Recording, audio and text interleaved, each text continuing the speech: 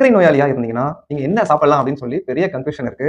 ஆனா நம்ம ஊர்ல நம்ம எதா இருந்தாலும் காலையில இட்லி, தோசை, மதியானம் ரைஸ்ன்ட்டு நம்ம பழக்கத்தை நம்ம மாத்திக்கிற மாதிரியே கிடையாது.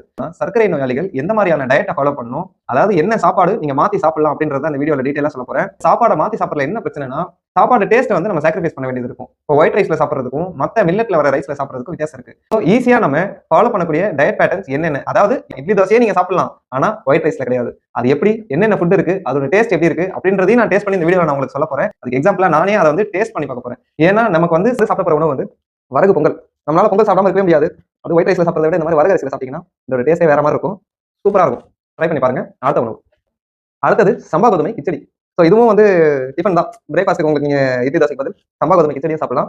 இதுவும் அருமையான டேஸ்டா இருக்கு. நல்லது. அடுத்தது ராகி சேமியா. இதுவும் நீங்க சாப்பிட்டுருப்பீங்கன்னு நினைக்கிறேன். டேஸ்டா இருக்கும். நீங்க இதையும் ஒரு பிரேக்ஃபாஸ்ட் ஆப்ஷனா வச்சுக்கலாம். அடுத்து வந்து மில்லட் கஞ்சி. இதையும் நீங்க ஒரு பிரேக்ஃபாஸ்ட்டா வந்து ஆட் பண்ணிக்கலாம். இதுல நான் எந்த சுகர் எதுவுமே ஆட் பண்ணல.